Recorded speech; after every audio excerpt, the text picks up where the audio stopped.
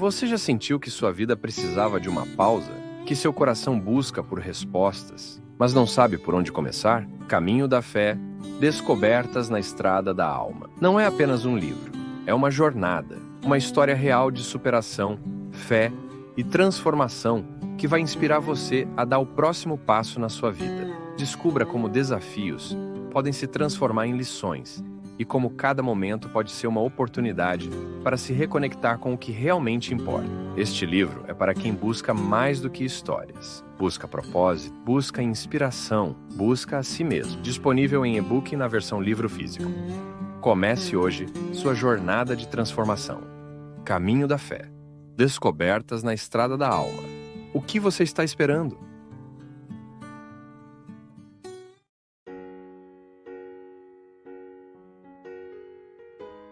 Aí é na convivência, na palavra, na intimidade. Grito não resolve. Não adianta você gritar com essa menina, que ela precisa viver, que ela precisa gostar da vida. Não. Alguma coisa dentro dela está sem encaixe, alguma coisa dentro dela está traumatizada. O que é o trauma? O trauma é aquela parte do coração, do cérebro, da vida, né? Dê o nome que você quiser, que está sem encaixe, dos afetos. Então, quando a gente reorganiza o coração da pessoa, quando a gente reorganiza o jeito dela sentir o mundo, tá bom, eu tive uma ausência de mãe terrível na minha história quando eu era criança, mas agora eu posso corrigir isso de outra forma. Eu posso ter a segurança através de um irmão, eu posso retomar essa segurança através de uma amizade, de um relacionamento novo, e aí fazer de tudo para não jogar nesse relacionamento novo os meus traumas também, porque o risco é esse. Então, observando bem os nossos filhos, nós vamos descobrir o porquê que é que ele neste momento está dando defeito. Por que a adolescência, gente, é uma época em que a gente dá tanto defeito? Porque é uma fase de transição, talvez a mais definitiva da vida. Você não é mais a criança que você era, mas você também não é um adulto ainda. É um estado de não ser, né? É uma coisa meio esquisita. Então por isso que o adolescente é tão rebelde, ele quer rebelar-se contra todos, ele não aceita regras, ele acha que está tudo errado. Você tem que ter paciência com esse tempo da vida, daqui a pouco ele entra no eixo de novo. Você disciplinando bem essa transformação, sendo capaz de compreendê-lo, ele nunca pode achar que você não o compreende. Porque até mesmo porque para você estabelecer o limite que ele vai ter que viver, você precisa mostrar que você tem interesse nesse processo dele. Não banalizar o que ele sente, né? Que às vezes nós banalizamos o que o outro sente. Ah, isso que você está sentindo é uma bobagem. Não, nunca diga isso. Se o outro está sentindo, então não é uma bobagem.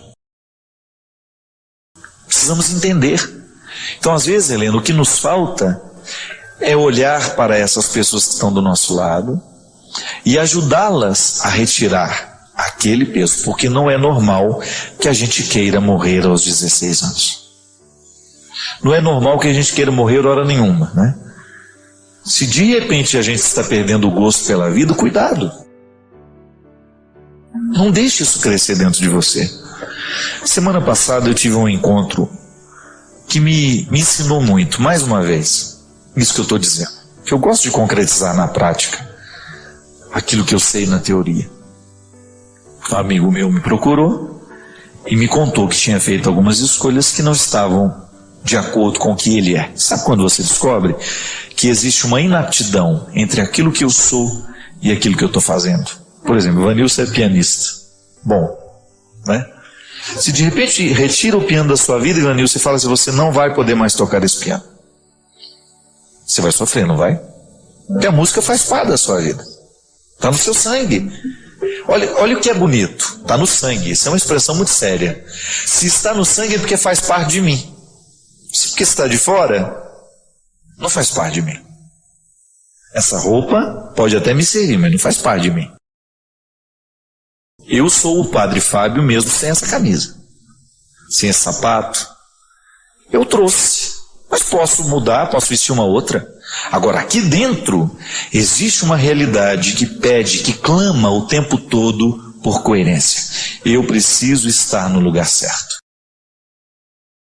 Então, quando eu começo a permitir que o meu ser fique habitando um lugar para o qual ele não foi feito, eu começo a comprometer o sentido da minha vida. E era justamente sobre isso que falava o meu amigo, chorando, dizendo: eu estou no lugar errado, fazendo a coisa errada. Estou traindo a minha essência, estou traindo o que eu sou. Não pode. Não pode ficar um dia a mais. Se você descobre que você está traindo a sua essência, insistindo em ficar numa situação para a qual você não foi feito, você está comprometendo o sentido da sua vida. Minha gente, o que Jesus fazia com as pessoas era isso. Encontrava a pessoa certa no lugar errado e fazia o quê? Dava um jeito de orientá-la para que ela estivesse no lugar certo. É igual planta. Se você desconsidera a natureza da planta, aquela planta foi feita para lugares úmidos, eu insisto em transplantá-la, tiro ela do lugar úmido e coloco no lugar seco. Não espere, não adianta fazer nada, ela vai morrer. Estou lá na luta com as minhas palmeiras. Plantei umas palmeiras lá lindas, todo dia eu olho para ela: ai meu pai, será que elas vão sobreviver? Aí estou fazendo de tudo que eles falaram que eu tenho que fazer para que ela sinta menos o transplante, né? Aí eu fico tentando favorecer o crescimento para que ela não morra. Eu não quero que ela morra. E você sabe que eu olho para o meu jardim lá, que agora eu estou tendo a oportunidade de cuidar, eu fico vendo o que Jesus fazia com as pessoas. É a mesma coisa comigo, minha gente. Eu também sou uma planta que, se estiver no lugar errado, eu morro. Não tenha medo. Não tenha medo de olhar para o lugar que você está, a vida que você está vivendo, e mexer nisso tudo. Ninguém nasceu para ser drogado, ninguém nasceu para ser triste, para ter problemas sim, porque faz parte da vida. Mas ficar o tempo todo alimentando um processo de depressão, de angústia, de ansiedade, não. Passa. De vez em quando a gente se entristece, de vez em quando alguém vai fazer alguma coisa errada para nós, alguma coisa ruim que vai nos machucar, mas você passa. Se você estiver plantado no lugar certo, você suporta tudo isso. Esse não é o nosso esforço, minha gente, é o meu, é do Ivanilson, é seu. A gente descobrir o lugar no mundo, sabendo que o que Jesus quer fazer conosco é isso, oferecer-nos o lugar certo. Conversão é isso, é você dar os passos para ocupar o lugar certo. A realização que eu quero, que você quer, e que Deus já quis muito antes de nós. É isso que eu lhe desejo. Que no dia de hoje você possa ir dormir pelo menos incomodado com isso. Que você acorde amanhã, que você vá dormir assim e que você acorde disposto a viver bem o seu lugar no mundo. Não imagine muito não, viu? Olhe para o seu redor, olhe ao seu redor e descubra o que você pode fazer hoje para que você possa ser a pessoa certa no lugar certo. Uma pergunta bem feita, ela tem o poder de gerar respostas muito criativas dentro de nós. Ou então, quando não conseguimos chegar às respostas, a pergunta mesmo se encarrega de nos levar a um processo de mudança. Eu, por exemplo, quando eu me pergunto, o que um ser humano precisa para ser feliz? Eu posso querer encontrar as respostas colocando todas as dimensões da felicidade material, que não é nenhum problema. Eu preciso de realidades materiais, eu preciso do conforto onde dormir, eu preciso de alimento. Mas quando eu entro nas dimensões espirituais da felicidade, aí isso não tem fim. Porque espiritualmente é diferente da matéria. Materialmente eu posso ficar quase que saturado do muito ter. Eu encontro pessoas que têm muito o tempo todo e eu sei quão difícil é para elas administrar tudo que têm. Às vezes passa uma boa parte da vida e do tempo administrando o que materialmente conquistou. E não é desfrutando não, viu? É administrando. Eu gosto de dizer isso. Eu já experimentei o não ter e hoje eu experimento o ter. Os dois são difíceis. Não ter é muito difícil e ter também é muito difícil. A partir do momento que você tem uma casa, que você tem as responsabilidades daquela casa, as demandas daquela casa, você perde um pouco da sua liberdade. As coisas, elas vão criando um contexto para nós que é de aprisionamento. Por mais livre que a gente seja, a gente sempre tem um certo e, às vezes, alguns moderados, outros um exagerado apego às coisas. Aliás, quando a gente vai morrer, quando a gente sabe que está próximo de morrer, muito nos pesa o saber com quem ficarão as coisas. Uma pessoa que foi livre, por exemplo, dos bens materiais, quando se aproxima o fim, ela vai ficar muito mais conflituada com como ficarão as pessoas. O filho que deixou, né? Agora, quando existe um apego material, a pessoa ela fica muito mais preocupada com quem ficarão as coisas do que como ficarão as pessoas. Então, diferente da riqueza material, a riqueza espiritual ela não ocupa espaço. Ela varre espaços dentro de nós. Quanto mais rica uma pessoa fica espiritualmente, mais vazia ela se sente, não no sentido de não ter significado a vida, mas mais espaço ela vai criando dentro para ela poder receber mais, diferente dos acumuladores. É tão triste aquilo, né? Você pode olhar e fazer o seu julgamento. Como é que uma pessoa consegue viver num ambiente tão acumulado? Pois é uma doença, é um desequilíbrio. Aquele é o ponto alto de um apego exacerbado à matéria. Mas há pessoas que procuram na matéria essa felicidade. Extrapola aquilo que é necessário para nós. Sim, a felicidade, ela comporta também dimensões materiais da vida. Mas não se engane. Depois de ter o que é material, se não há um significado espiritual para aquilo que se tem, vira prisão para nós. Você vai viver para administrar o que você construiu, não para desfrutar. E é muito triste viver para administrar.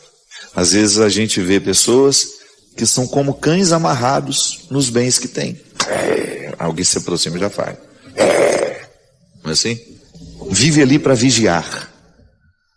O carro não pode ter um arranhãozinho. Se ele perceber que tem um arranhão, ele já não dorme à noite. Ele já quer no outro dia e resolver aquele problema. É um apego exagerado. Faz a felicidade depender de tudo aquilo que é material. Mas o ter, se ele não estiver revestido de realidades espirituais, de significados espirituais, torna-se apenas um fardo. Aí você chega um momento que você até precisa perguntar, né? Quem é de quem? É o carro que é meu ou eu que sou do carro? Sim, a felicidade comporta necessidades materiais. É muito bom a gente ter. As coisas não nos tornam mais ricos. As coisas só nos tornam mais pesados. Porque é o ter sem espiritualidade.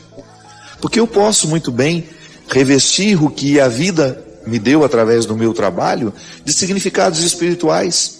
A minha casa, por exemplo, ela deixa de ser um peso para mim quando ela se torna o lugar do meu verdadeiro repouso, do meu verdadeiro descanso, do lugar onde eu reencontro a minha paz, a minha tranquilidade, onde eu me refaço dos meus cansaços e onde eu coloco as pessoas que eu amo.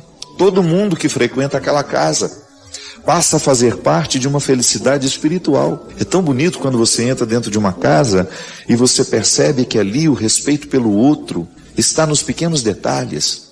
Não é apenas uma casa para ser bonita, não. É uma casa para ter significado espiritual. Isso é, ali as pessoas que transitam por ali se amam. E isso passa a fazer parte de uma felicidade espiritual. Você está acompanhado de pessoas que você aprendeu a amar. O outro não é enxergado como apenas um objeto para satisfazer necessidades, não. O outro é um ser que faz parte da alegria da minha casa. Nós crescemos demais como pessoas, quando nós conseguimos ultrapassar o significado da matéria. Não, nós precisamos permitir que Deus nos eleve, que Deus nos faça crescer. O amadurecimento espiritual, a riqueza espiritual, até mesmo para nos ajudar a dar sentido a tudo aquilo que materialmente nós podemos conquistar. A tudo aquilo que você já conquistou, a tudo aquilo que você pode ainda conquistar. Para você ser uma pessoa rica espiritualmente, afetivamente. E aí até mesmo aquele pouco que você já alcançou, pode ser que não seja muito. Fica tão cheio de significados que você se sente rico. Você tem aquela sensação de que já valeu a pena. Você fica generoso, você fica grato com a vida, que é muito ruim quando nós não aprendemos a gratidão.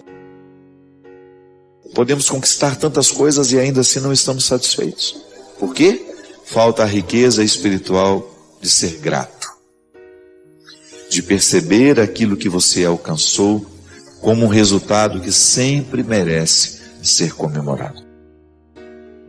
Eu desejo que você, nas suas lutas, você tenha sempre o direito e a possibilidade de retirar os seus excessos, para você ter diante dos seus olhos a sua verdade fundamental, sem exageros, só você. E a partir disso, você reencontrar o caminho da vida. Padre Fábio, eu ainda não consegui entender como as pessoas têm tanta fé. Afinal, na realidade, o que é ter fé? Vou às missas, participo das equipes de Nossa Senhora, rezo, evangelizo todos os dias, acredito na existência de Deus, mas não consigo ter essa fé que minha mãe tem, por exemplo. Por favor, me oriente sobre isso. Estou pecando contra Deus? Veja bem, gente, é interessante, às vezes nós temos uma tentação de pensar a nossa fé sempre na comparação. Eu sempre digo que comparação é um jeito muito ingrato de viver, ou de você até qualificar uma coisa. Qualificar uma realidade, por exemplo, comparando. É ingrato, porque às vezes aquela situação, ela não merece ser comparada. Ela é única. Tudo aquilo que nós comparamos corre o risco de criar injustiça dentro de nós, ou corre o risco de criar injustiça fora de nós. Comparar é um jeito estranho que nós temos de cometer injustiça. E eu sempre digo que nós, no momento que nós estamos falando de fé, nós não temos o direito de comparar ninguém a ninguém. Porque senão a gente acaba desconsiderando alguns aspectos da fé que de repente são mais vivos em um, menos vivos em outro, mas que não podem ser considerados mais importantes ou menos importantes. São aspectos diferentes. A psicologia nos ensina, né? Porque há três perspectivas da psicologia muito interessantes. Uma que considera que o ser humano ele é fruto dos condicionamentos genéticos. Então ele é o que é porque foi dado a ele uma genética. A outra linha de psicologia comportamental vai dizer que não, que ele é fruto do meio. Até tinha aquela célebre frase, né? Me dê uma criança e eu faço dela um intelectual ou um marginal. Então é aquela outra corrente que acredita que o ser humano é fruto do meio. E eu acho interessante que há uma terceira linha que diz assim: ele não é melhor nem pior, porque é geneticamente programado, né? Porque tem uma carga genética. Ele não é melhor nem pior, porque ele foi criado neste meio ou não foi naquele. Ele é diferente. Então ele não está determinado nem pela genética, nem pelo meio. Ele tem uma diferença. E a partir dessa diferença a pessoa é. A pessoa é o que ela é. Aí, gente, tem toda uma influência daquilo que eu recebi geneticamente, daquilo que eu recebi culturalmente. A fé nasce disso, minha gente. Eu acredito de acordo com o meio que me forneceu os instrumentais da minha fé. O que é fé? Fé é você ter a possibilidade de crer naquilo que você não vê. Porque se você vê, deixou de ser fé. Por isso que eu às vezes, eu questiono muito alguns modelos de religião, onde tudo é muito explicado, tudo é muito claro, tudo é muito limpo, tudo é muito justificado. Não. A fé, ela nasce justamente daquilo que a gente não consegue ver. Eu compreendo o amor, por exemplo, como uma forma de fé. Por que você ama aquela pessoa? Não sei. É uma pergunta ingrata, né? Não é assim? O amor não sobrevive de um não saber também? Ele sobrevive daquilo que eu sei, mas ele nos mantém um do lado do outro, é justamente por aquilo que a gente não sabe ainda sobre o outro. Isso é fé. Eu tenho fé em você. Isso é bonito, né? Você vai tomar um banho e você nunca pensou, será que tem um ácido nesse sabonete? Você não pensa. Você age a partir da boa fé. É aquilo que lhe faz acreditar que uma pessoa não prejudicou o seu sabonete. Ele não fez um atentado contra o seu sabonete. Isso é fé. Tudo é experiência de fé. Você está aqui dentro deste ato, você está com fé que as bases dele são sólidas. Não vai cair em cima da nossa cabeça. Você já imaginou se a gente começasse a duvidar de tudo? Você não entraria mais no supermercado porque eu acho que cai. Eu não me aproximo mais daquela pessoa porque eu acho que ela vai me trair. Não. Tudo é experiência de fé.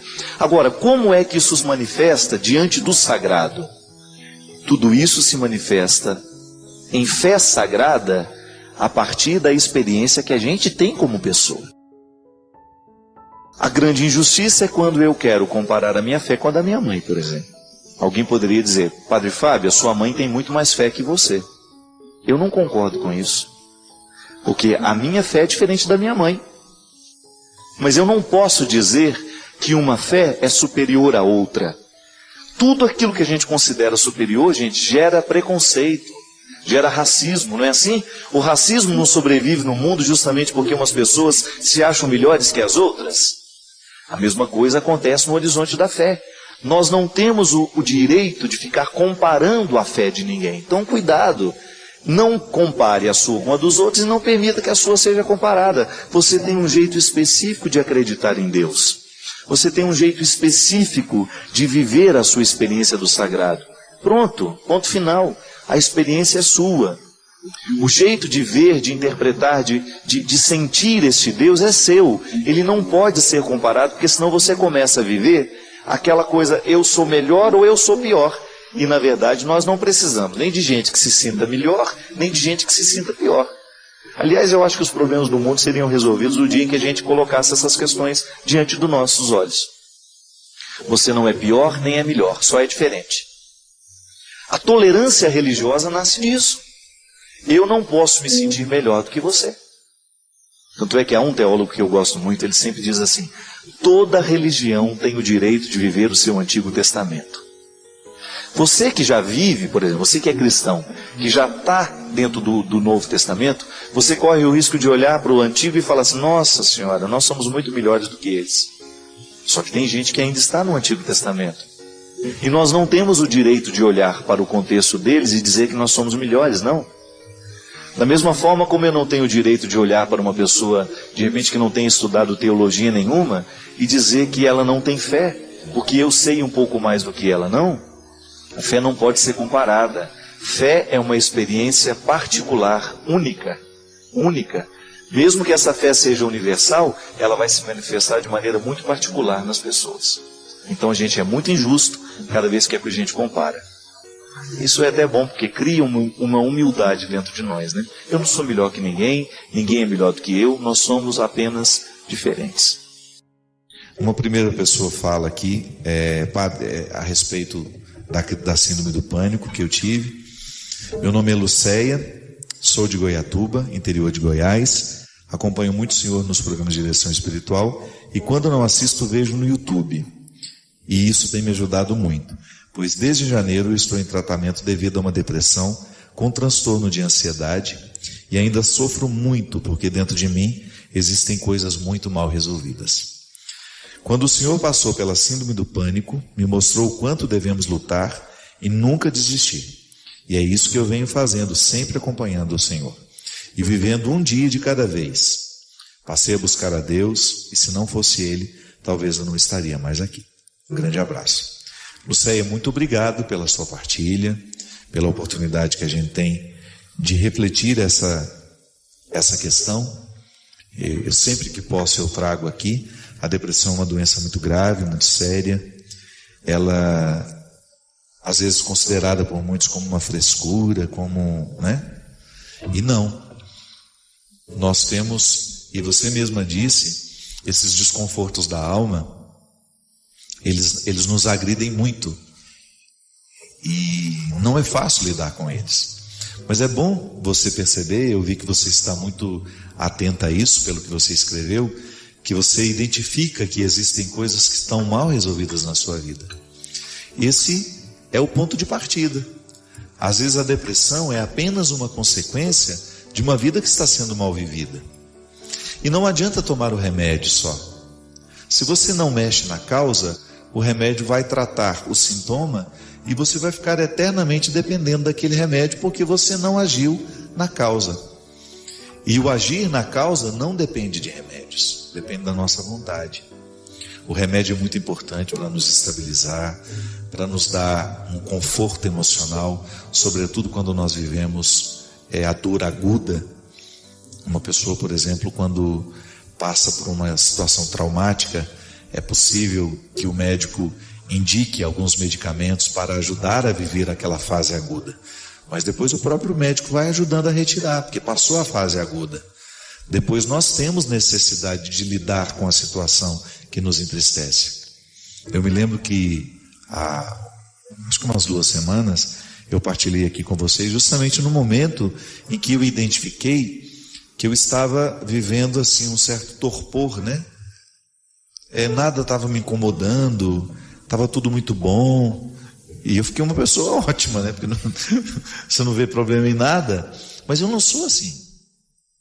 Eu não sou assim. E eu percebi, muito conscientemente, que aquilo era um resultado dos remédios em mim. Então eu procurei a minha médica e pedi a ela o direito de voltar a ser quem eu era, e poder administrar conscientemente a minha situação. É claro que a síndrome do pânico é muito perigosa, ela pode levar à morte se a gente não cuidar. Então nessa fase aguda a gente precisa mesmo do medicamento. Mas depois, à medida em que a gente vai superando, nós temos o direito e a necessidade de começar a recrutar os nossos próprios recursos. Que o grande problema, minha gente, é quando nós não enfrentamos o problema que nos deprime. Que às vezes é uma estrutura de vida que não foi modificada, às vezes é um emprego em que você não está feliz, às vezes é um relacionamento que está lhe fazendo muito mal e você não teve coragem de estabelecer uma nova forma de viver esse relacionamento. Às vezes é um estado de vida que está lhe fazendo mal. E se a gente não vai viver os enfrentamentos das situações que nos deprimem, que nos entristecem, o remédio só vai adiar a dor. E infelizmente é assim. Eu fico muito preocupado de ver como facilmente nós nos encaminhamos aos remédios e como nós temos, porque estamos muito facilmente sendo encaminhados aos remédios, a gente fica procrastinando, adiando o tocar naquelas feridas que é necessário para que elas sejam curadas.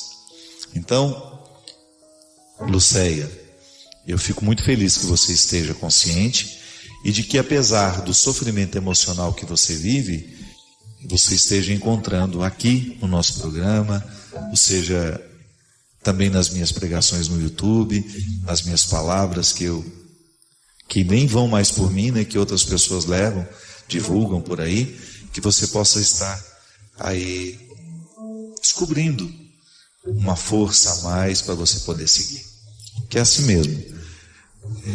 Uma palavra, ela tem o mesmo efeito que um comprimido às vezes. Ela provoca dentro de nós um bem-estar, ela provoca uma esperança e isso é muito bom. E nós não podemos desistir.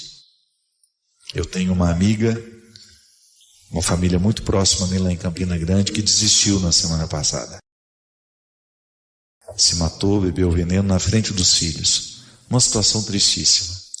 Um desajuste emocional que já estava se avolumando e de repente aconteceu. E isso nós sabemos que é muito comum.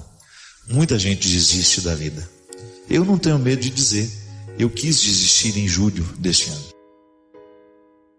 O meu sofrimento era tão grande que eu tinha vontade de deixar de existir. Eu não sabia mais conviver com aquele sofrimento. Estava tão agudo dentro de mim que eu perdi a vontade de viver. Mas isso é temporário. Se a gente cuida, volto a dizer, a gente toma o remédio na hora certa, procura o profissional na hora certa e depois você começa a encaminhar com terapias ocupacionais, mudança de hábito, mudança de alimentação. Já falei isso aqui uma vez, né? Eu tenho uma admiração muito grande pela Margarida Félix, que é uma psicóloga lá de Recife. Ela tem um trabalho muito interessante, que é de recuperação de pessoas deprimidas através de mudança de hábitos e mudança de alimentação. uma pesquisadora muito séria, ela é uma pesquisadora muito séria, que se cercou de bons profissionais e foi catando pesquisas pelo mundo afora, foi trazendo para dentro do instituto dela, dentro do lugar do trabalho dela. E quantas pessoas foram recuperadas da depressão, curadas da depressão, mudando hábitos e mudando a alimentação. Sim, porque a depressão ela é também química, né? Não é só motivacional. Às vezes a pessoa está triste, não é porque ela tem um motivo para estar triste, é porque ela está quimicamente desorganizada. O que é a química do nosso organismo, senão o nosso alimento, a nossa produção hormonal, que é toda estimulada através dos hábitos. A gente sabe que a atividade física tem o poder de ajudar a regularizar a nossa produção hormonal. Então há tantas coisas a serem feitas que nós precisamos ter menos preguiça na lida com a gente. Às vezes eu fico muito preocupado, Jocélio, que eu encontro pessoas muito acomodadas nas cápsulas, né? Não mudam o seu comportamento.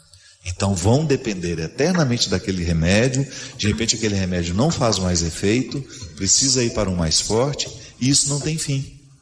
É um perigo muito sério, muito grave, um perigo muito grave nos dias de hoje, essa acomodação das pessoas, em não mudarem aquilo que de fato está matando, aquilo que de fato está fazendo sofrer. Vamos aqui para um outro e-mail, que na verdade eu já queria ter atendido na semana passada. É do Robson Antônio, que escreve assim, lá de Uberlândia. Ele é católico, praticante, mas ele disse que não acredita na vida eterna. Ele acredita que foi criado por Deus, mas que depois que nós morrermos, tudo vai acabar. Da mesma maneira como você desliga um computador. Ele está com câncer, tem 74 anos e já pensou que quando morrer será como apagar uma luz e tudo vai terminar. E ele pede que eu comente esse tipo de fé, né, que ele tem. Não sei se ele quer que eu faça um juízo de valor, nem estou disposto a isso, porque prefiro muito mais refletir a maneira como você crê. Você sabe, Sr. Robson, que o senhor não é único. É muito comum a gente encontrar nos dias de hoje pessoas que até acreditam em Deus, mas não têm a crença na vida eterna. É interessante porque toda vez que nós acreditamos, primeiro, todo mundo acredita. A fé faz parte da nossa experiência de vida. Todos nós fazemos a experiência de fé o tempo todo. Eu sento nessa cadeira, eu estou confiando que ninguém pôs uma bomba nela. Não é verdade? Você vai mastigar um chiclete, quando você abre aquele pacotinho, você fica pensando que alguém possa ter envenenado aquele chiclete? Não. Você compra um pão na padaria, você parte, passa uma manteiguinha dentro, não é verdade? Faz na chapa, um cafezinho com leite, e você é a pessoa mais feliz da vida, do mundo, comendo aquele pãozinho, e você não está nem imaginando que alguém possa ter envenenado a sua manteiga. Então isso é a experiência de fé. Na filosofia nós chamamos isso de a experiência mais prática que nós podemos fazer na fé. Você confia que as coisas estão em ordem. Isso é bom, porque quem não tem isso vive uma neurose, precisa até de tratamento, é o desconfiado. Tem gente que tem essa desconfiança tão arraigada que vira uma doença. Então, se você não tem essa desconfiança de tudo, você é uma pessoa saudável do ponto de vista mental. Então você está em dia com o seu primeiro nível de fé, que é a fé na vida. Eu acredito que eu posso sair, que eu vou ter condições de chegar ao destino, que não haverá um terrorista no meio do caminho. É a boa fé. Estou agindo com boa fé. Depois você tem uma experiência de fé que abrange um pouco mais o território da espiritualidade. Isto é, eu tenho fé em Deus. Acredito que sou criado por uma força superior, né, por um Deus que é muito maior que eu. Aí você tem o contexto das religiões que ensinam as mais diversas formas e modalidades de divindade. Nós somos cristãos, acreditamos, judeus cristãos, né? Que nós acreditamos num Deus criador, amoroso, trino, e aí toda a dimensão da nossa fé cristã católica. Agora, existem outros aspectos do desdobramento da nossa fé que são desdobramentos escatológicos. Isto é, ultrapassam o limite do tempo. Porque enquanto eu vivo acreditando em Deus na minha vida diária, como é que Deus age na minha vida? Ele age no meu tempo, naquilo que eu sou, a partir da minha história. Eu sinto a ação modificando o meu jeito de ser. Eu sinto a ação de Deus modificando as pessoas que estão do meu lado. Eu posso ver essa ação no tempo. Vejo na criança, vejo no jovem, vejo no adolescente, vejo no velho. Agora, como nós acreditamos em Deus e nos desdobramentos de tudo aquilo que vem do processo religioso, do processo da mística, isso é muito diferente. E é aqui que você entra, Robson. Porque eu tenho encontrado muita gente pela vida que resumiu Deus a essa fé do dia a dia. Veja bem, é errado? Eu não sei. Sei que é diferente. Agora, o que eu acho é que a gente precisa fazer o passo a mais. Eu não consigo explicar o que será a vida eterna. E olha que eu dou aula de escatologia, que é essa ciência dentro da teologia que tem a pretensão de dizer como será depois que terminar tudo. Aqui, a passagem pelo tempo vai se findar. Então a gente acredita no início da vida eterna, que é onde moram todas as nossas esperanças. Agora, como será esse tempo lá? Que já nem é tempo, né? Já está errado até na linguagem, né? Quando eu queria fazer doutorado, eu queria falar justamente sobre isso. Da impossibilidade de se construir uma linguagem para falar das realidades escatológicas. Como é que eu vou falar do céu? Como é que eu vou falar do inferno? Como é que eu vou falar do purgatório? Se para eu falar, você precisa entender. E se para você entender, nós precisamos usar o mesmo código de linguagem. Então, para falar de céu, a gente usa a categoria de tempo, a gente usa a categoria de espaço, a gente fala de lugar, né? Você já assistiu aquelas novelas espíritas? Como é o céu? Sempre igualzinho. Aquele campo verde, as árvores, um tédio, as pessoas sentadas debaixo da árvore. Para mim aquilo é um tédio. Porque eu posso até gostar disso de vez em quando. Mas você imaginou o resto da vida desse jeito, gente, debaixo da árvore? E os carrapatos te incomodando? Está vendo como isso é relativo? O inferno para o outro pode ser o céu para mim. E o céu para mim pode ser o inferno para o outro quando você vai pensar. Então veja bem, utilizar dessas linguagens para falar da eternidade é muito difícil. Então, Robson, quando você diz que não acredita na vida eterna, que você vai morrer e é como apagar uma luz, pode ser que você não se identifique com a linguagem que nós criamos para poder falar dessas realidades. É muito difícil, minha gente. É uma linguagem muito difícil. Quando eu morro, eu vou para o céu. Aí imediatamente a gente olha para cima. Só que cada vez mais as ciências estão descobrindo que para cima tem explicação. Não é verdade? São as galáxias, são isso, são aquilo. Então eu já não tenho mais como acreditar nessa localização de que o céu é lá em cima. Aí a gente então vai descobrir que a teologia vai nos propor categorias muito sofisticadas que às vezes são difíceis de nós compreendermos ou até de explicar isso para o outro. Aí eu fico tão desanimado, é como se eu desacostumasse de tentar explicar, né? Aí eu chego à conclusão assim, olha, é mistério. Eu prefiro ficar com essa resposta e dizer para você que é um mistério, a ter aquela sensação de que eu estou fazendo um discurso idiota só para você ficar sem me perguntar depois de novo. Para que eu vou calar a sua pergunta? Pode ser que a sua pergunta seja muito mais interessante que a minha resposta. Então eu não tenho o direito de retirar a fertilidade da sua pergunta e substituí-la pela infertilidade da minha resposta. Eu, como padre, como líder religioso, eu não tenho que te dizer como será o céu.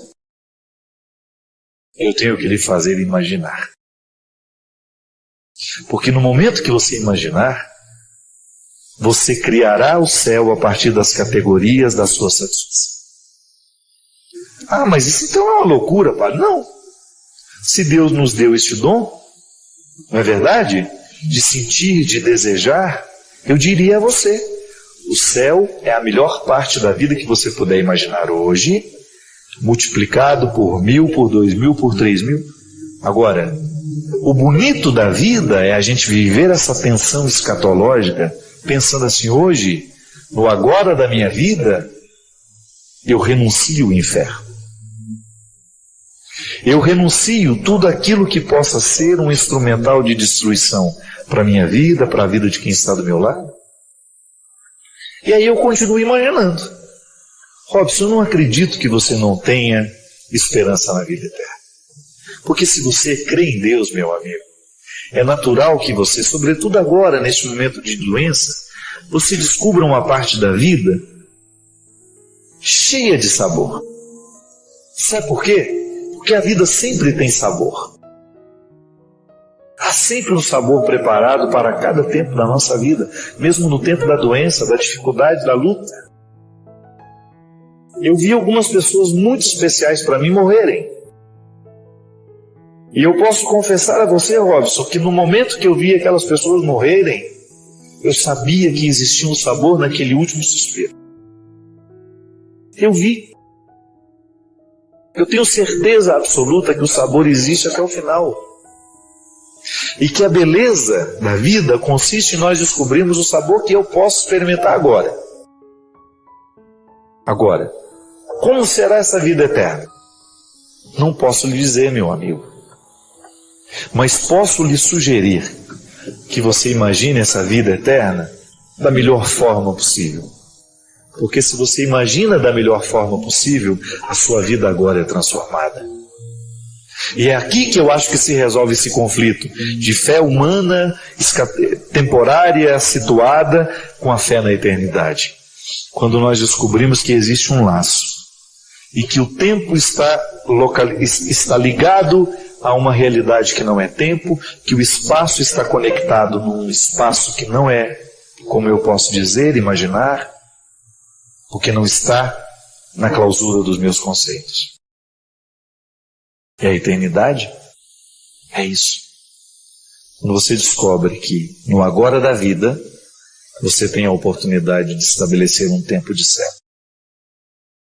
É isso que eu luto, minha gente, para fazer isso em mim, nos outros que eu encontro. E é por isso que eu não permito que a mágoa fique muito tempo no meu coração. Porque a mágoa é um impedimento para que o céu exista.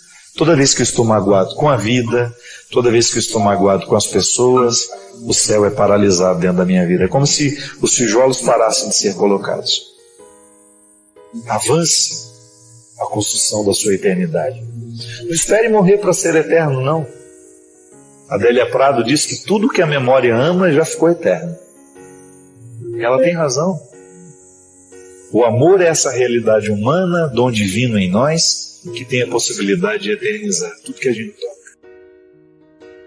Antecipe no tempo aquilo que já é eterno. Traga para o agora da vida o céu que te espera.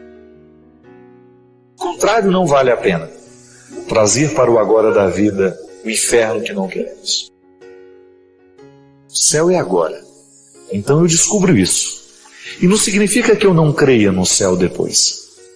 Mas significa que aquilo que eu espero é tão forte, é tão vibrante dentro de mim, por mais que seja impossibilitado de ser contado. É tão bom que não cabe nas palavras. Eu não sei lhe dizer. Se eu disser para você que eu sei lhe descrever o céu, eu estou mentindo. Eu só sei esperar por ele. E esperar por ele eu posso lhe ensinar. Como eu digo, como eu vivo essa espera. Contar para você como é o céu, eu não tenho possibilidade mesmo. Agora dizer que eu espero por ele, que eu construo no agora da minha vida essa esperança, e que vai ser dado. É isso que eu desejo. Que você, Robson, nesse tempo da sua vida, descubra o sabor que você tem direito. Não se preocupe com o que vai ser depois, meu amigo. Preocupe com o que vai ser agora, porque vivendo bem o agora, você naturalmente está construindo depois. E você não precisa esperar o câncer, a doença, a morte, Ainda hoje nós viemos para cá falando. Tantas pessoas morreram hoje. Estavam saindo para o trabalho, algumas se preparando. Nunca imaginavam que a morte iria chegar. Ela vem quando não esperamos. Estar doente não é nada. Estou cheio de vida e daqui a pouco posso não estar mais. Eu já senti isso na minha vida, você já deve ter sentido com certeza. Aqueles momentos em que você tem a sensação de que você não consegue viver sozinho. A carga sobre os ombros é muito pesada. Você não dá conta de acomodar dentro do seu coração a dor. Você não dá conta de acomodar dentro do seu coração a desilusão. É natural que num determinado momento da vida a gente experimente essa solidão. É pesado demais. Mas também a gente sabe que, graças a Deus, nós, em algum momento da vida, também descobrimos que, por mais que a gente se sinta só, a gente não está. Porque é naquele momento em que a gente vai se recordar das pessoas que fazem parte de nós, daquelas pessoas que verdadeiramente participam da nossa vida, dos amigos mais próximos, dos familiares com quem nós temos vínculos. Não basta ser parente, a gente já falou isso aqui, né? Tem que ter vínculo. Aquela pessoa que no momento da sua dor, ela lhe vem no coração. Você sabe que você pode contar com ela.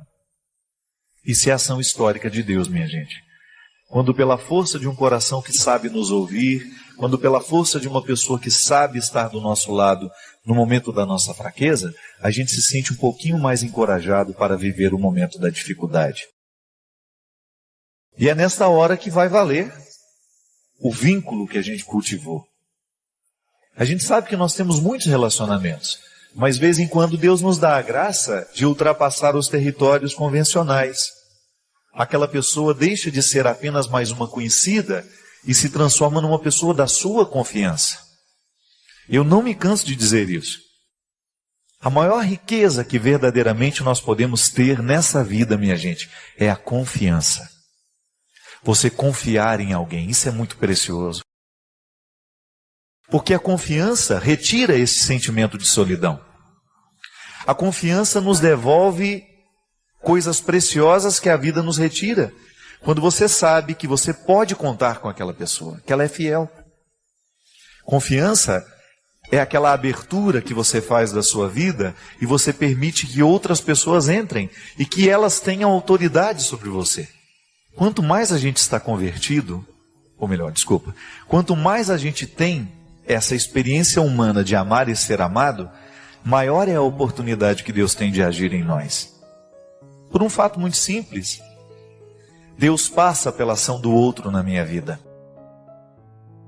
Quando eu tenho relacionamentos de qualidade, eu experimento na minha vida a força de Deus agindo em mim através daquelas pessoas. Como? Através de um conselho que eu recebo, de uma chamada de atenção que eu recebo. Só quem nos ama vai querer nos abrir os olhos, para a gente perceber aquilo que em nós precisa ser modificado. A gente só pode dar ouvido às pessoas que nos amam de verdade por causa disso. Só elas estão verdadeiramente comprometidas com o nosso crescimento, com a nossa felicidade. Por isso é importante a gente descobrir quais são essas pessoas que verdadeiramente são voz de Deus na nossa vida e na nossa história. São as pontes por onde Deus passa. São as pontes por onde Deus passa e nos encontra. Que às vezes Ele até passa pela ponte, mas não nos encontra. Sabe por quê? Porque a gente prefere dar mais valor à ponte do que àquele que atravessa. Deus chega na nossa vida através de uma palavra, através de um conselho bem dado, sensato, através de um olhar, através de um carinho, através de um gesto. Isto é a ação histórica de Deus. É milagre? Pode ser que seja. Mas este milagre nós provocamos. Porque somos nós que temos a oportunidade de aprofundar os relacionamentos que Deus está nos permitindo. Sair da mesmice. Chega de mesmice. Chega de ser conhecido de muita gente, mas amigo de ninguém. Se você hoje fosse pensar, para aí para pensar. Quais são os verdadeiros amigos que você tem nessa vida? Quais são as pessoas que têm autoridade afetiva sobre você? Aquelas pessoas cuja palavra tem poder nas suas decisões. Aquela pessoa cuja palavra ajuda você a encontrar o caminho. São muitas? Talvez não. E não é nenhum problema a gente chegar ao conhecimento dessa verdade. Eu tenho muitos conhecidos, mas meus amigos de verdade, com quem eu partilho a minha vida, com quem eu aprofundo as minhas questões, são poucos, mas é preciso existir. Seria muito triste se nessa noite a gente chegasse à conclusão de que nós não temos relacionamentos qualificados. Nós estamos superficiais demais. Nós estamos tendo muitos conhecidos, mas não estamos tendo amigos de verdade. E aí é o momento de virar. Esse jogo precisa mudar. Ninguém pode ser feliz se não tem bons vínculos nessa vida. E aí volta a dizer, Deus perde a oportunidade de passar pela nossa vida, por quê? Porque faltam pessoas em que a gente confie. Se a gente não tem pessoas em que a gente confie na palavra, como é que Deus vai falar comigo?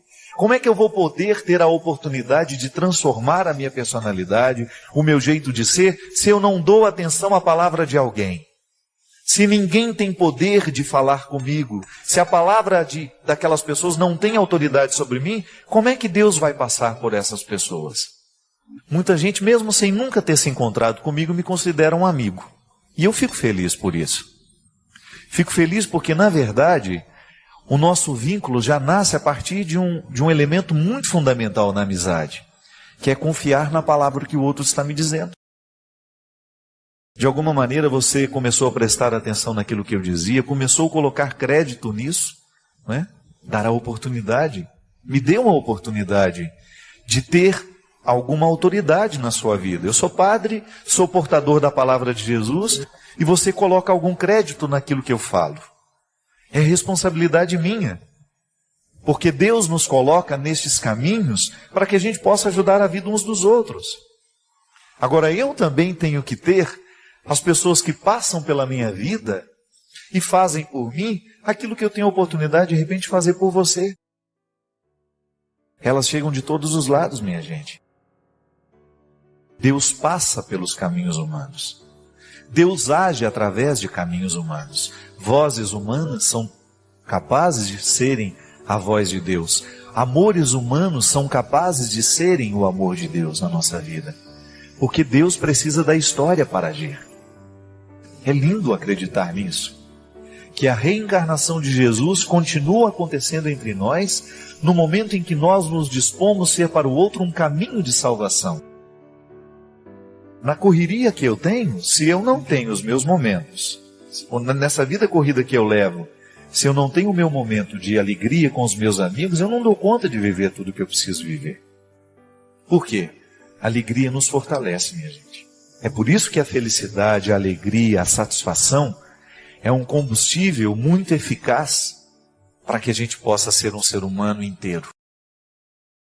Essa oportunidade pequena, miúda, que às vezes você tem de comer um sanduíche com uma pessoa que você ama, um amigo que você precisa ouvi-lo de vez em quando. O sanduíche é só uma desculpa. Ou sair para comer alguma coisa, não precisa ser nada sofisticado, não. O que precisa ser sofisticado é o sentimento. Como é que foi conviver com a depressão?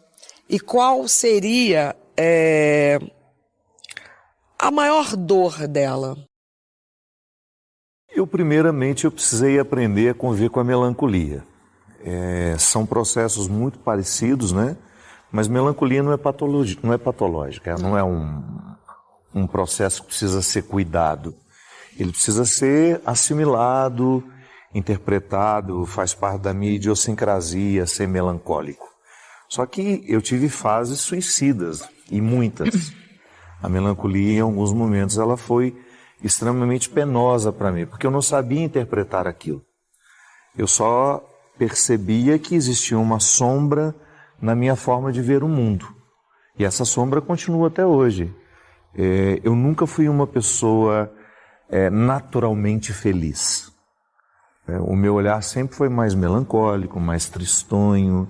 Eu tendo a ver as coisas com mais pessimismo.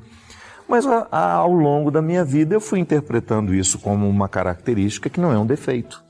Não. É uma forma de ser. Mas chegou um momento em que a melancolia se tornou insuportável. E foi então que eu identifiquei que eu tinha um processo muito presente, um processo de adoecimento, que foi um resultado de minhas escolhas. Eu sempre digo que eu acabei dando ao meu corpo um cuidado muito diferente do que me pedia a alma.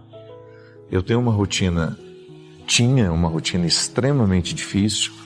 Cheguei a fazer quase 28 shows por mês durante muitos anos. E foi uma exposição muito maior do que eu dava conta de suportar. Na verdade, eu acredito que a depressão e também a síndrome do pânico, depois tudo junto, foi uma construção que eu não fui percebendo que estava acontecendo. Eu tive uma irmã que teve uma morte muito dolorosa, uma situação extremamente difícil em setembro. E em julho daquele outro ano, eu cheguei em Fortaleza para um show, um evento grande que a gente tem lá, um Aleluia. Fiz o show, depois fiz uma sequência de 4 shows, e todos eles com muito medo de tudo e sentindo que alguma coisa estava muito desorganizada. E quando eu entrei em casa, quando o carro que me levou em casa me deixou, que eu desci, que eu comecei a subir as escadas na minha casa, eu comecei a chorar. Fui chorando, e aquilo foi evoluindo, e aquela semana foi a pior semana da minha vida, porque eu não sabia identificar o que estava acontecendo. Eu tinha medo de tudo, e uma tristeza que não tinha como ser acomodado dentro de mim. Foi então que eu identifiquei que existia algo muito sério acontecendo, procurei ajuda médica e fui diagnosticado com síndrome do pânico e depressão. Compreendi que da mesma forma como eu preciso tomar um remédio para o coração, para a pressão alta, o cérebro também precisa ser medicado, né? A gente tem muito preconceito com remédio psiquiátrico, então a gente não pode achar que ele é um remédio de louco, não.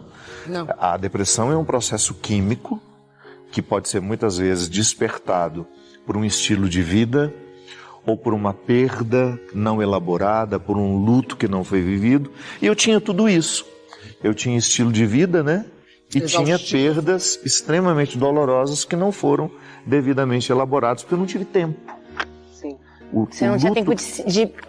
Não tinha tempo de viver o luto. De viver o luto. Eu sepultei a minha irmã, e aí veio 2 dias depois... junto com a depressão... Estava no palco cantando. 2 dias depois eu estava no palco cantando. E eu imagino que você deva ter uma dor maior do peso do preconceito dos outros. Mas como assim um padre com depressão? Que desde o momento que eu fiquei público, que as pessoas começaram a me conhecer, eu não vesti um personagem. Eu sempre fui muito espontâneo, né? Fui muito verdadeiro, transparente. As pessoas diziam, eu era vaidoso, sou vaidoso. Gosto de tomar banho, gosto de passar perfume, corto cabelo. Se isso é vaidade, eu sou, então.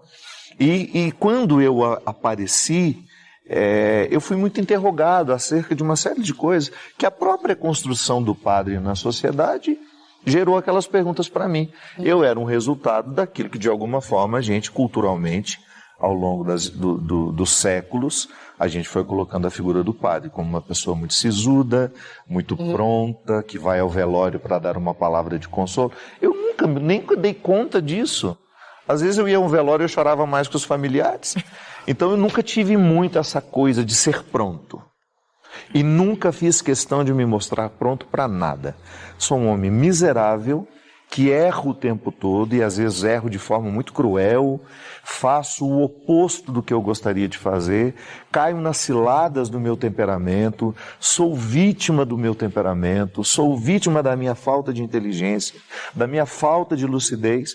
Então, estava tudo certo. No momento que eu precisei dizer, gente, não quero viver, eu me lembro que eu fui ao bispo, eu sou muito impetuoso, né? E a primeira coisa que eu quis foi me livrar de todas as minhas responsabilidades como padre. E o Dom Wilson me recebeu, eu chorei muito na frente dele, eu falei, eu não quero mais continuar, eu não tenho condições de continuar, eu quero morrer, eu não quero viver, então eu quero que o Senhor me dispense hoje. E ele foi muito sábio, ele falou assim, você tem todo o direito de querer desistir, de sentir tudo que você está sentindo, mas dê um tempo para que essa resposta seja mais consciente. E ele tem razão, né? Eu acho que nos extremos da alegria ou da tristeza, a gente não deveria tomar nenhuma decisão importante.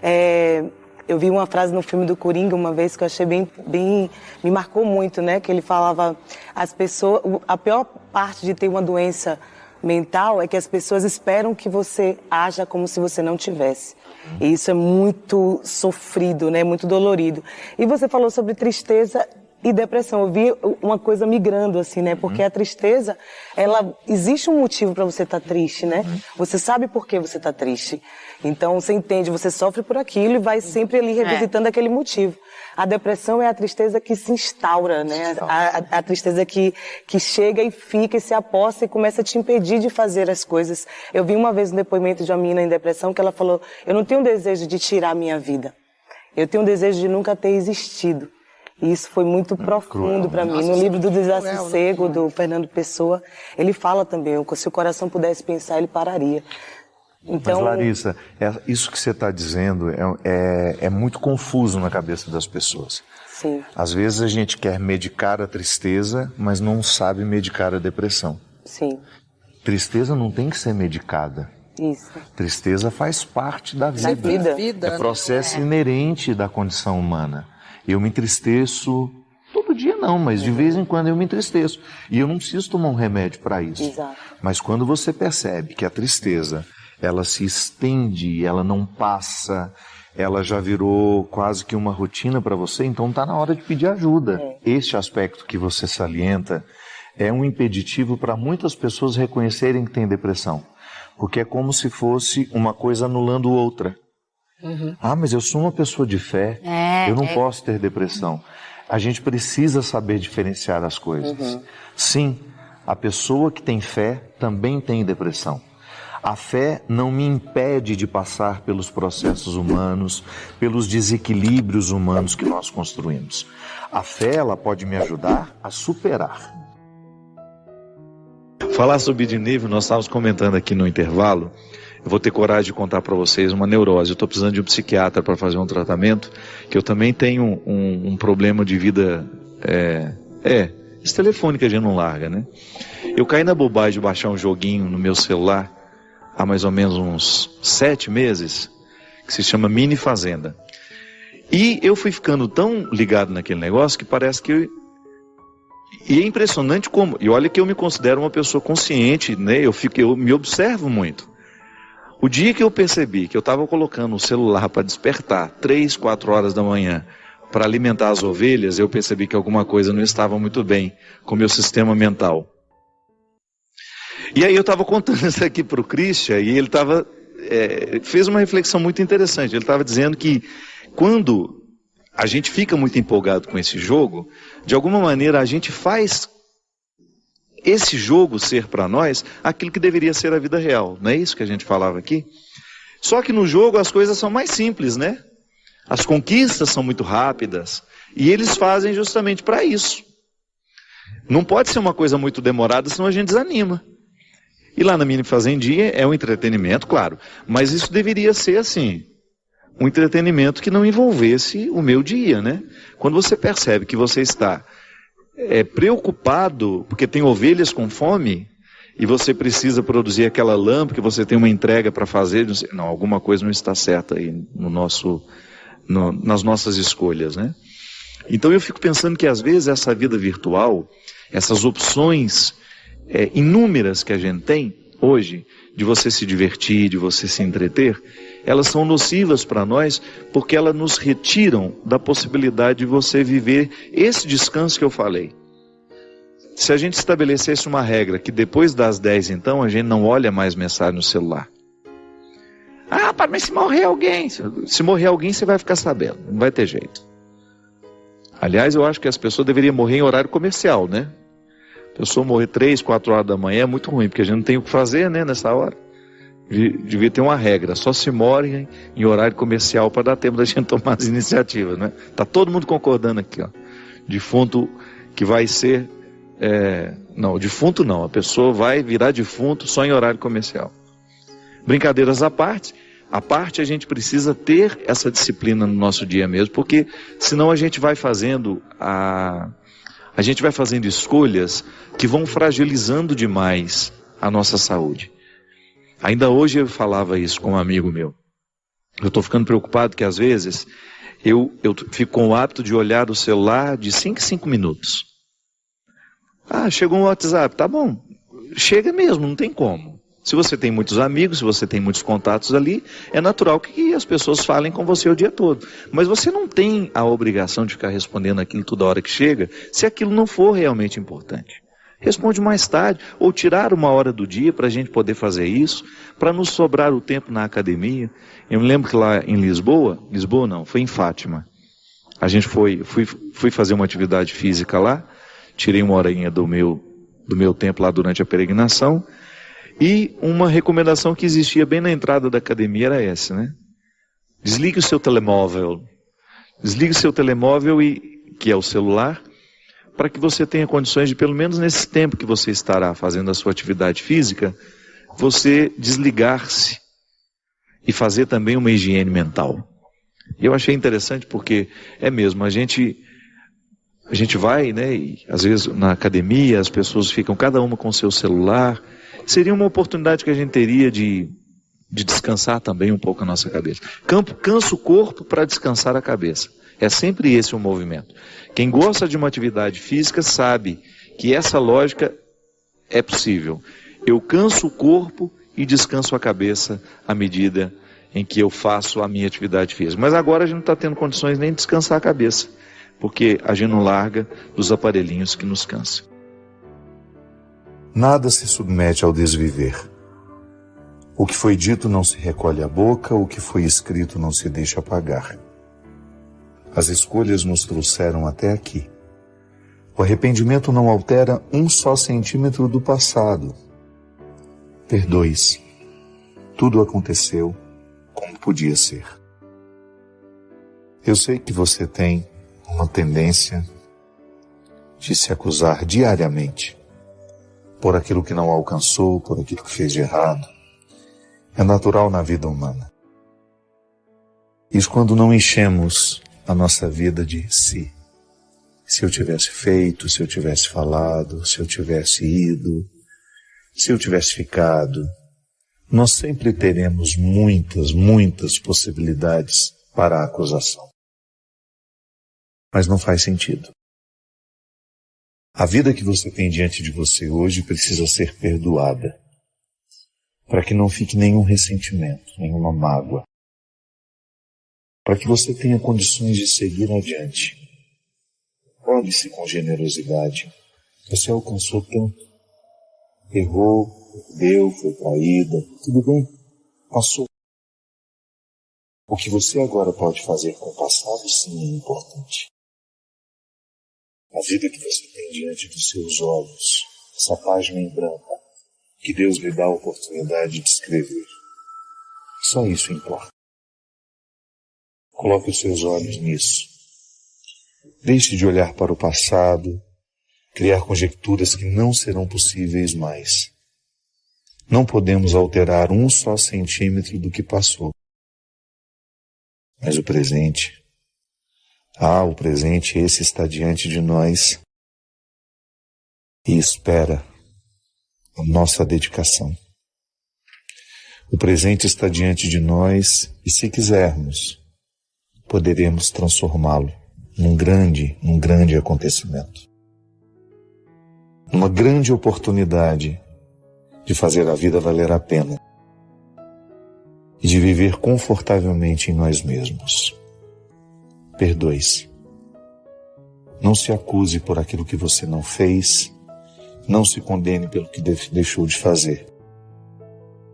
Se hoje você puder fazer alguma coisa por você, faça. Aconchegue-se. Reconsidere tudo aquilo que você usa para se acusar. Tenha mais misericórdia. E aprenda. Aprenda com os erros. Não permita que eles se transformem numa fonte de martírio na sua vida. Permita que eles sejam uma fonte de aprendizado. Isso sim importa. Aprender com o passado e fazer o presente valer a pena. Padre, como saber que nós estamos fazendo a vontade de Deus? Tomei uma decisão e estou com muito medo de não estar fazendo a coisa certa. Minha filha, eu costumo dizer que a vontade de Deus nós a identificamos através do bom senso. Deus fala para nós, a gente tem aquela visão, né, de que Deus entra, grita numa nuvem, ô meu filho, ou que Deus virá em sonho, né? Não, pelo amor de Deus. Como é que Deus fala comigo? Através do bom senso. Quando eu olho para uma situação e eu descubro que eu preciso fazer aquilo. O bom senso me aponta, o melhor a ser feito é isso. E como é que eu confirmo? Através de pessoas de bom senso, eu vou lá, peço um conselho. Deus nos fala assim, minha gente. Através de pessoas sábias que a gente procura, olha, eu queria uma opinião sua. Você acha que se eu fizer assim vai dar certo? E é muito bom a gente ter pessoas que a gente tenha essa confiança em procurar, em abrir o jogo, em contar quais são os nossos projetos. O que você acha? Estou pensando em fazer isso. Será que isso é vontade de Deus para a minha vida? Agora, nunca coloque o parâmetro de decisão para uma pessoa apenas, não. Ah, o padre me falou isso e eu vou seguir à risca o que ele falou. Cuidado. Pode ser que aquele padre tenha falado sem muita reflexão também, estava lá louco para despachar, estava correndo apressado, que às vezes a vida é assim, minha gente. Às vezes você está naquela correria danada, vem a pessoa, ô padre, e coloca uma questão tão séria, que é injusto comigo. Eu não quero refletir a sua vida de qualquer jeito. E às vezes, no meio da pressa, da confusão, eu não tenho como lhe dar um conselho sábio, eu não tenho como analisar com profundidade a sua questão. Então é melhor você ter a convicção de que Deus falará ao seu coração e você terá certeza de que vai estar fazendo a vontade de Deus quando você começa a procurar o bom senso. Então, eu ajo a partir de um bom senso. É notório isso dentro do processo humano, né? É fácil identificar. Então, Deus me quer agindo assim, assim, assado. Eu estabeleço um projeto e começo a conversar com pessoas que me amam, com pessoas que têm uma visão um pouco mais ampla daquilo que eu estou refletindo sozinho. Isso é um bom jeito que a gente tem de buscar este caminho, né? Fazer a vontade de Deus na nossa vida. Só quem já leu os livros do Padre Fábio de Mello sabe o quanto eles são transformadores, nos fazem refletir e mudam a nossa forma de enxergar a vida. Se você ainda não leu, não perca essa grande chance. Saiba mais clicando nos links da descrição. Obrigado pela sua companhia. Derrame sobre nós a bênção do Deus Todo-Poderoso, Ele que é Pai, Filho e Espírito Santo.